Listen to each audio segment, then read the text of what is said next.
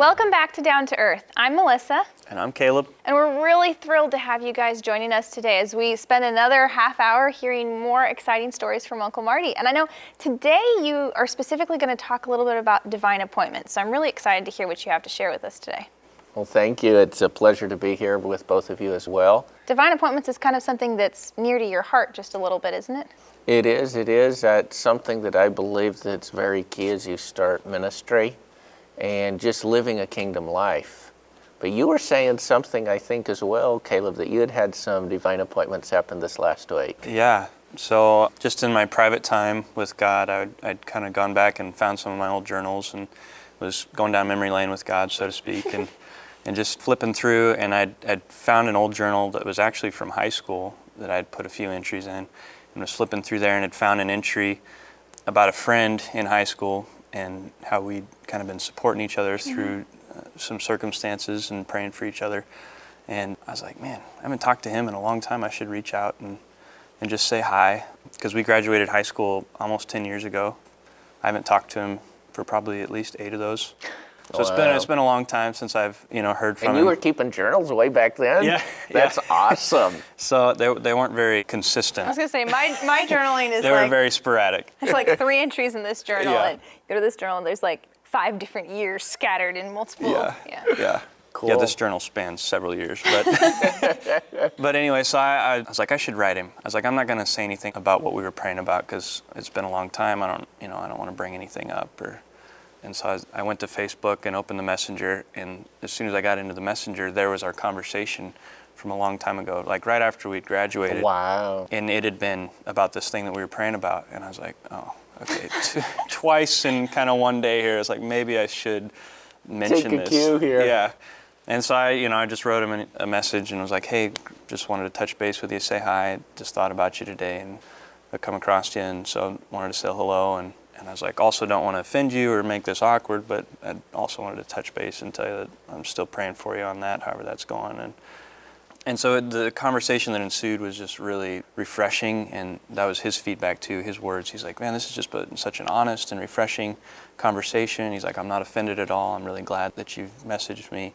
And so it was just really neat to see how God had orchestrated that almost 10 years ago and had set all the dominoes, I guess, so to speak, to fall now. And just had it all planned out. It's just crazy how intricately God has these plans if we're willing to listen and follow that still small voice. Wow, amazing.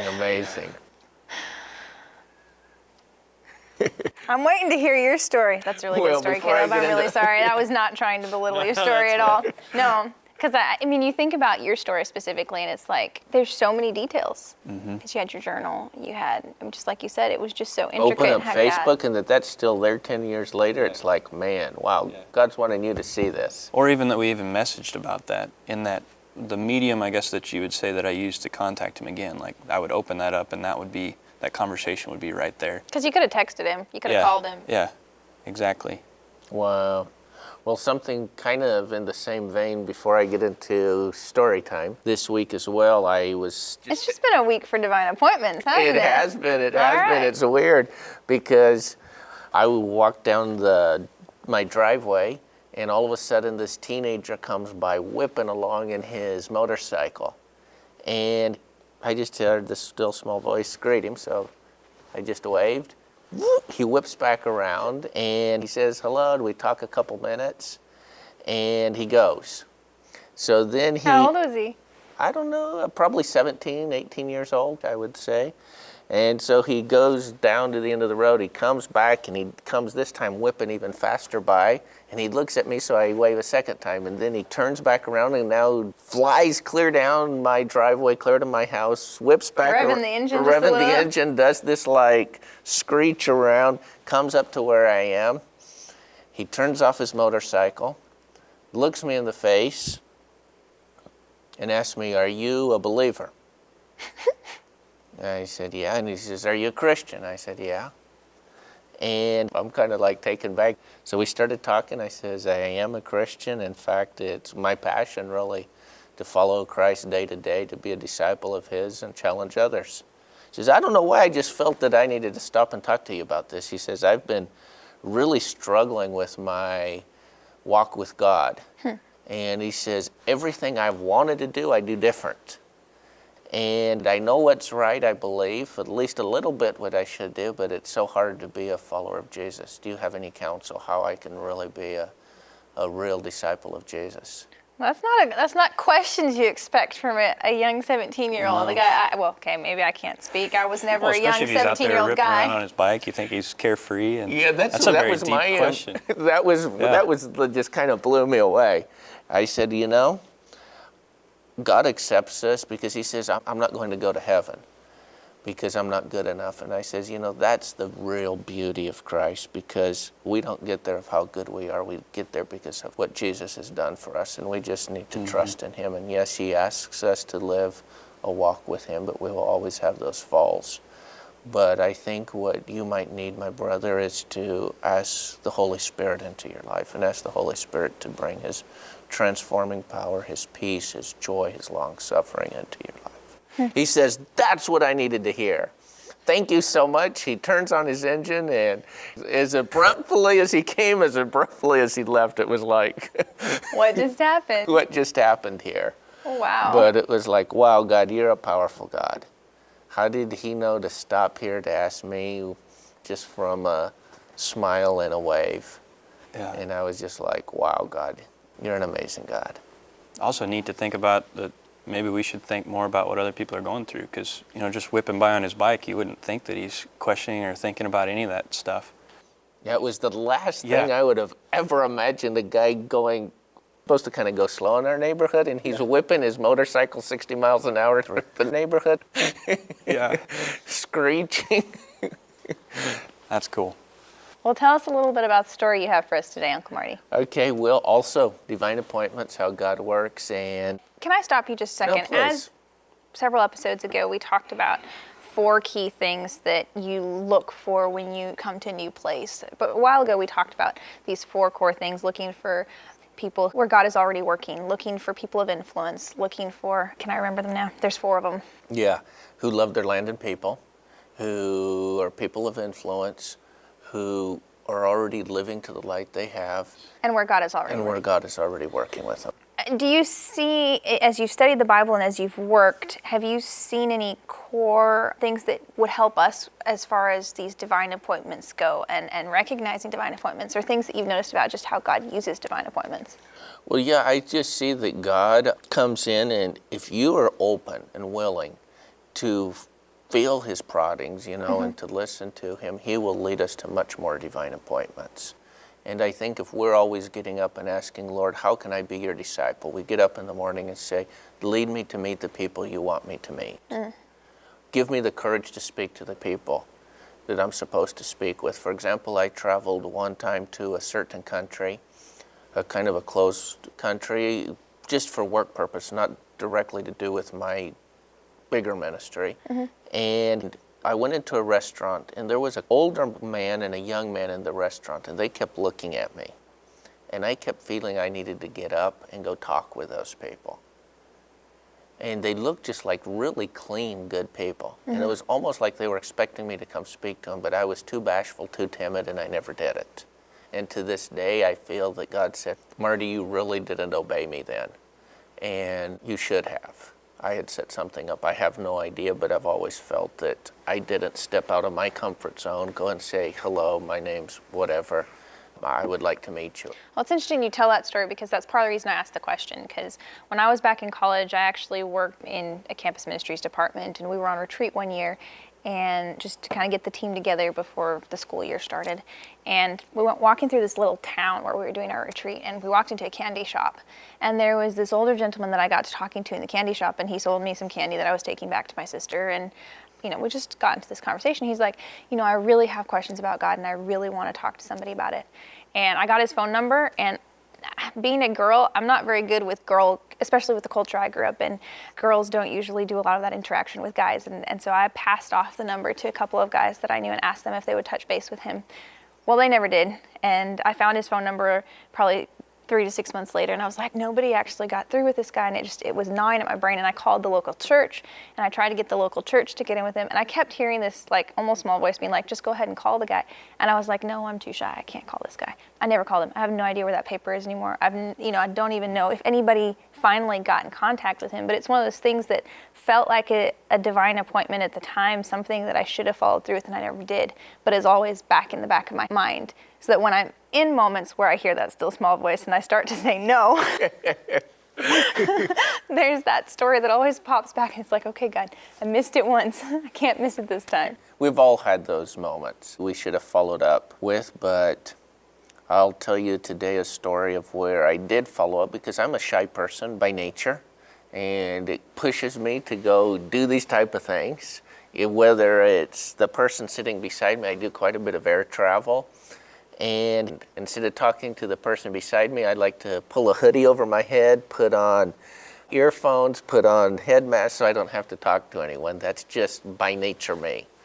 And so one time I was at this big conference, and about 250 people at the conference. And I knew a few people, interacted with the people at my desk, but I saw a guy, because we would divide into groups of 40, 30, 40 people. And then inside of those groups, then again, we were divided into tables of 4 or 5 people. And so there was this person I saw a couple tables over, and I felt again that still small voice. You need to talk to him. And God has given me this kind of gift. I've traveled quite a bit, and I can identify many times where people, what their ethnicity is, and even sometimes what the tribe within that country is. So I asked this guy, are you from such and such a country and from such and such a tribe? And he just kind of backed off, and I didn't want to push anymore, but a couple of more times I heard Marty try to make contact and said, what's your name? And even more. Mm-hmm. My name's Marty, and he was just kind of standoffish with me. Mm-hmm. And so this happened 2 or 3 times during the week that we were together at this conference. Well, that almost makes you not want to re-engage the person, because if they're kind of being meh and a little rude or whatever to I you. felt he was verging on rude. I thought maybe he didn't want anyone to know his ethnicity. Would have been dangerous, the conference you're at, or the yeah, country a little he was from? bit dangerous, because we were at a conference and he probably didn't want a lot of people to know where he was from. And you were kind of poking the bear. And I was kind of poking the bear. But come the end of the week, it's Friday after lunchtime, and we had some free time after the lunch, and I see him sitting. I just walked by, but I'm standing doing something, I think talking on my cell phone. And I see him sitting at a table, kind of the end of the cafeteria, speaking with someone else, with probably another American, but he wasn't, definitely not American. And he's talking with the person, and he looks up and sees me talking on my phone, and he beckons for me to come over and join them. And I said, just a second, I'm on the phone. So I put the phone down, and I look up, and he, this time even with all smiles this time, I says, what has happened to this guy? And he asked me to come sit down. So I come and join them at the table kind of shyly, and I sit at the table, and the two of them are talking. And as they're talking, this person is talking about tracking movements around the world, and then he shows there in a few minutes a video, and I kind of come to watch the video, and it's of these, a long line of what looked to me like Muslim imams, or even maybe would be equivalent to their pastors, baptizing, and one of them are doing the baptisms. So there was a long line of people being baptized. Yeah. And one person doing the baptism. The baptism, and it looked like another person like themselves. You know, this long beard, tunic dressed person doing the baptisms. And he showed us this video, small clip of it, and he didn't tell us where it was. So is this the other American guy? The other American. Okay. And later, I didn't know at the time, I later went online, saw his photo, and this was David Garrison, the author of Gwyn's in the House of Islam. Mm-hmm. So I just make a little commercial for anyone who would like to see that book. Google it. It's an awesome book. Yeah. It really shows what God's doing around the world in the Muslim world. Yeah, I've read it. It's a good book. You can buy it on Amazon. It's a very, very good book. But he showed us this video clip that he had done during his research. So after that, we sat there together, and so he then asks the person in front of us, where did you used to work, or where do you work? And he said, I work for ADRA. This is the guy who wasn't very nice to you. Yeah, right? and he said he worked for ADRA. He didn't do anything right now, but he'd worked a long time for ADRA, and I was like taken back. And within about less than a minute or two, David gets up and leaves, excuses himself, and it leaves us. And I says, could you repeat again where you worked? He says, yeah, I used to work for ADRA. And I says, wow, that's interesting. And I said, I actually worked for ADRA. And he says, really? And I said, yeah, I worked for many years in ADRA before I do what I'm involved with presently. And I said, in fact, my father worked for many years in ADRA as well. So by this time, he gets really excited. He jumps up from his chair, walks around to where I am, and in typical style from his country, gives me this big bear hug. He kisses me 1, 2, 3 times on the, I'm now wondering what has happened. He hardly even wanted to recognize me. Now he's giving me, this big bear hug. We sit back down. In my heart, I'm feeling it must be because he's probably a follower of Jesus, and probably even shares our Adventist beliefs due to this massive bear hug and kiss, because I know in his country it's like 0 followers of Jesus, and it's an extremely closed country. And I knew of almost no people that shared my faith community beliefs there. And so I said, brother, tell me a little about yourself. How long did you work for ADRA? And he told me how long he worked for ADRA, and then he started to share with me his story. Story time. So he says, well, the story starts back a few years ago. And he said, I was invited to work for ADRA, and then it happened very strangely. I started having these very strange dreams. He says, actually, I would call them visions, not even dreams. He says, I would be laying in my bed, and I would see Jesus the Messiah stand in front of my bedstead. And then he would invite me, follow me. And I would then say, but you're not my prophet. And he said, this happened 1 time. It happened 2 times. It happened 3 times. It happens over and over and over again. And I said, how many times did this happen? He said, it happened 33 times. Oh my goodness. On the 33rd time, he comes to my room and he wakes me up again. And he calls him by name, and we will call him for this story Ali. He says, Ali, follow me. And Ali's shooken up. He says, I have called you now 33 times, 1 for each year that you have lived. But this will be my last call to you. If you follow me, I will assure you it's not going to be an easy journey, but you will have a journey of joy, of peace, that you will never experience anywhere else. So he kneels down there in front and says, I will follow you. Just be patient with me. He disappears from the room. The next day he makes a decision. He says, in my country, it's against the law for ADRA to share their faith. I understand this. They're here with a government contract, and it's a very closed country. Most people would even turn in, other employees maybe would even turn in. I need to be very careful about this. He goes and talks to some of the ADRA employees and says, could you talk with me about this? He didn't tell them about the dream, but said, I'm interested to know about your faith. He says, we have a contract. If you speak or someone speaks, we can lose our contract for working in your country, and your country's going to suffer, and we're going to suffer, because they had a massive aid operation feeding in the country. And finally says, who could share? And he goes to the people who do payroll and accounting usually have a lot of influence and knows everyone. And he comes to the payroll because he had become quite close with the guy in the payroll. And he says, would you please be willing? No one wants to share with me. He says, I'm not an Adventist. I work for an Adventist organization, but it would only be ethical of me, since I work for an Adventist organization, to share with you, to the best of my knowledge, Adventist belief. So none of the other Adventists would do it. None of the other. And I don't blame them, because literally they could have been kicked out of the country, and they had a massive operation, and the country was very particular. And they had signed on the dotted line that they would. And they had a contract from this country saying that they wouldn't. They had a contract to work in their country, and they had signed a legal contract they would not do proselytization. Well, and when you're doing humanitarian work like that and working in a country where you have people in desperate need, and ADRA can step in and help give people that extra step and give this country this extra boost if need be, or, whatever it was that they were providing. It's hard because you say, I'll share with you, but if I share with you, then I potentially get kicked out and 50,000 people that I could help can't get helped. Mm-hmm. And it was a lot more than 50,000 at stake. It was a pretty massive thing at stake. And so he says, he asked the same question I did. You have to tell me why in your story. So then Ali starts to share this. The 33 dreams. The 33 dreams. And that Isa al-Masih would appear with him, his face shining like the sun. And last night he had committed that he would follow him. So this accountant starts to share, and he gets so excited.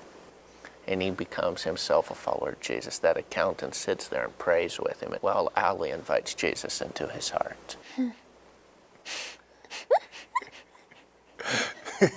And so they're all excited. And the accountant, when he goes to the capital city, he happens to go by the Adventist organizational headquarters, the union office. And he says, there's this Muslim man I'm working with. Would you have any materials? And he says, I actually have some awesome materials. And he gave him this little packet of study guides, and he takes them back and gives them to Ali. So the accountant, who had known about Adventist beliefs, becomes a believer because of the witness of a Muslim, and now goes and gets him. He was already So it was Ali who asked Protestant. Jesus into Yeah, Ali asked. Okay. Jesus, the Protestant evangelical accountant, leads him into a prayer of faith Okay. after they had shared and gone through some Bible studies with him. Okay. And so he accepts Jesus into his life. Then the accountant brings back these study guides for Ali. Ali devours these, just loves them. And so Ali just loves these, he devours these. He didn't know any more than that. Mm-hmm. And I start saying, wow, you know who prepared those lessons? He was a very, very close friend that I worked with. So again, he jumps up, gives me this bear hug again. And You're getting your share of hugs and kisses, aren't yeah, you? I get my share. To make a long story short, we then talk from, maybe 1:30 in the afternoon till about 3 in the morning. Wow. And so I shared with him about a lot of other friends that are involved in similar type ministries. I really gave him encouragement of what he could do. We continued to plan what he could do in the future. And then I said, I had this feeling. I asked him if he could find that video. He says, man, that video was in a different country, but it maybe borders mine. The people look similar. And I said, yeah, that's what I thought. I think it's from a neighboring country, but you're close enough to it. He says, well, I actually have a multiple entry visa to that country because my family live in that neighboring country. And I said, do you think you could go find those people? He says, well, let me make some arrangements when I get back. So about 3 months later, we're talking on the phone, and he says, hey, I'll go do it. It'll probably take me some time to do it, but if you can help me. So I send him some funding to do it, and he takes off on an epic journey, you might say, to find, because we had seen it was in a lake and with some hills behind it and a village off to a side in the distance, because we had seen this. It's like a detective story. And it takes him about 3 weeks to track down. He calls me one Sabbath afternoon, all excited. I found the lake. I found the village because it matches the mountain. I went into the village, and he says, you've pushed me way past my comfort zone. But I went into the local mosque, and then in that mosque, it had an inscription about Jesus. And I said, you know what? This is the mosque that I need to ask. So he starts asking about it, and sure enough, he went and found these people that had been baptized. They were still inside their mosque, but they had become followers of Jesus. Wow. And it was like, wow. And they said, it's not just here. This is spread all over our country. And so he says, Marty, this is so exciting. I'm with now 4 believers that I found. I'm here talking with you now.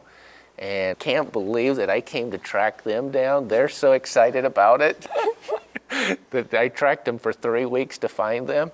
But that's what you do when you're a follower of Jesus. And here we think, oh, everyone's Christians. But in these countries where they're few and far between, man, they took him to their home and they just couldn't believe it. And it was just an amazing, amazing experience for both.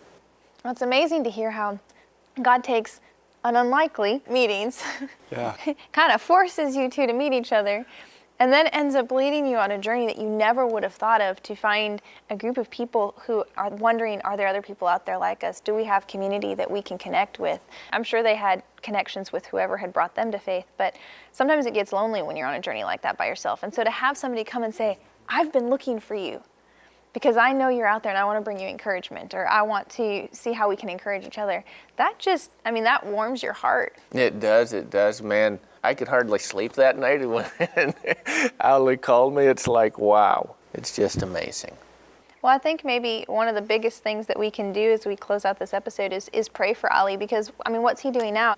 He's involved with translation of the scriptures into his Wow. own language. He gets up early in the morning and is there. Does it all by hand. Well, he Or he's actually got a- has okay. probably a better computer than I do. Yeah. But he's translating the scriptures into his own language. He has a vision for his country. He has a vision for his neighboring country. He's always saying, Marty, how can you help me expand the work in our region? He needs a travel budget. He needs funding. There's people in that neighboring thing that they have come to understand beliefs as we do. And they've said if we were to have travel budgets, stipends, we could just travel all across picking out these people, because it was kind of this spontaneous movement that took off for Jesus among their people. But he says we need people who can come and disciple us more. Well, maybe we can pray for him today. And also, as we've talked about these stories of divine appointments, we've talked about the ones that worked out, we've talked about the ones that didn't work out, asking that God would lead us to know how to follow those appointments. Would you mind, Caleb, praying Sure. for us and just about those two things? Let's bow our heads. Dear God, thank you for today, and be with Ollie in his work there in his country and the neighboring country. And I just pray that he'd be provided the funds that he needs to continue to expand your kingdom there. And thank you that you own the cattle on 1,000 hills and that you're taking care of him. And I just pray for us here that we would be in tune with your still small voice and have our eyes and ears open for these divine appointments that you have set up, and that you're waiting for us to come into partnership with you and work alongside you. And so thank you for hearing and answering our prayers. And your name, amen. Amen. Thanks for joining us today, and we'll look forward to seeing you next time here at Down to Earth.